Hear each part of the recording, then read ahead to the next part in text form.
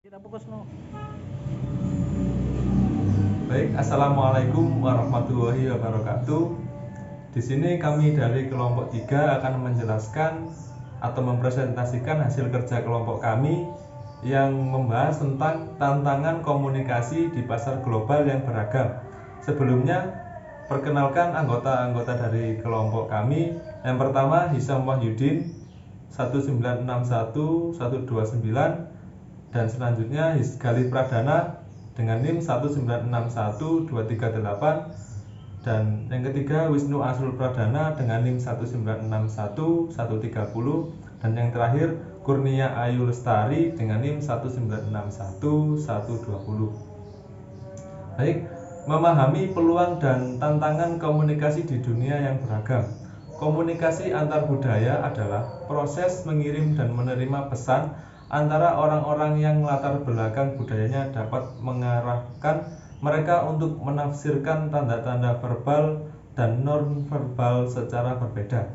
Baik, selanjutnya akan diteruskan oleh Mas Asrul. Waktu dan tempat dipersilakan.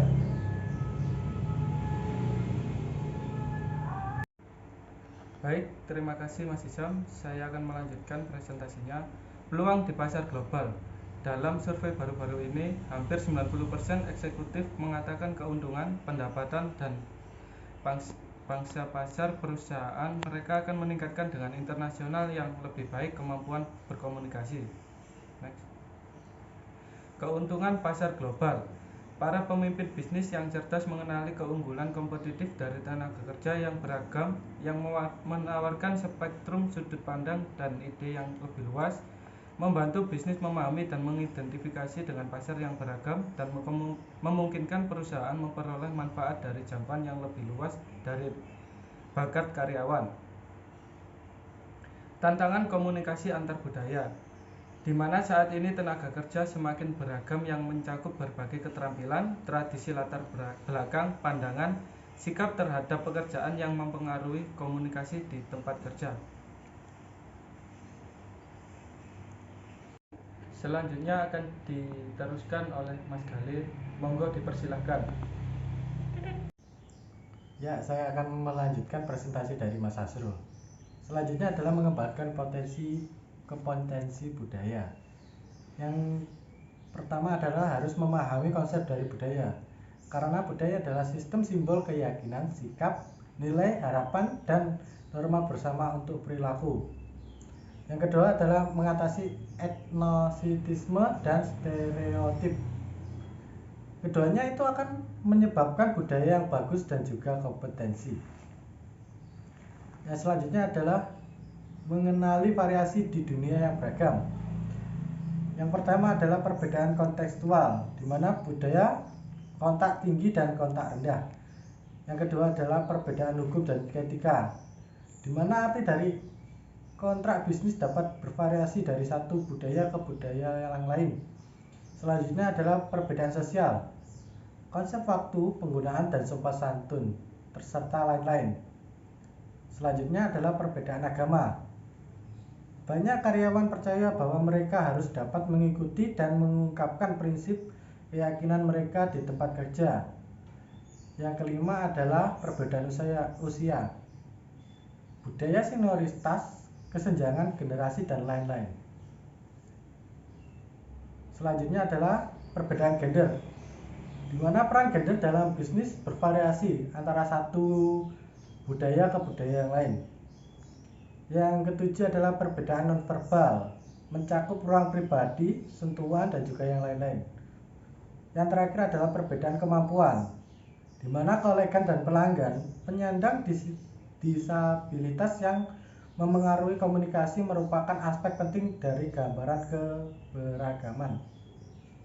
Selanjutnya akan dilanjutkan oleh Mbak Kurnia Ayu Lestari.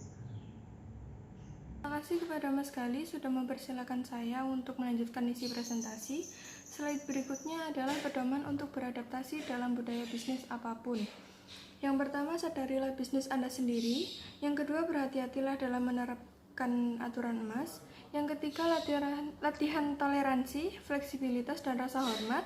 Yang keempat, latih kesabaran dan pertahankan selera humor. Slide berikutnya adalah meningkatkan keterampilan komunikasi antar budaya. Dapat dijangkau dengan dua cara, yaitu yang pertama, meningkatkan kepekaan terhadap budaya dan keragaman. Yang kedua, meningkatkan antar budaya kemampuan berkomunikasi. Dalam meningkatkan kepekaan terhadap budaya dan keragaman dapat dijangkau dengan dua cara, yaitu yang pertama mengatasi sukuisme, yang kedua kenali budaya variasi. Dalam meningkatkan antar budaya kemampuan berkomunikasi ada 6 cara yang dapat dijangkau, yaitu yang pertama menulis dan berbicara dengan jelas, yang kedua dengarkan baik-baik, yang ketiga bantu orang lain beradaptasi dengan budaya Anda, yang keempat gunakan penerjemah dan perangkat lunak terjemahan, yang kelima menghormati gaya preferensi, yang keenam pelajari budaya dan bahasa lainnya. Sekian, terima kasih. Saya kembalikan lagi kepada moderator. Silakan Mas Hisyam. Baik, itulah presentasi dari kelompok kami. Apabila ada kekurangan atau kelebihan mohon dimaafkan, dan apabila ada yang tidak paham atau kurang paham bisa ditanyakan di kolom komentar atau saat Zoom dimulai. Baik, sekian dari kelompok kami. Kurang lebihnya mohon maaf. Ihdinas siratal mustaqim. Wassalamualaikum warahmatullahi wabarakatuh.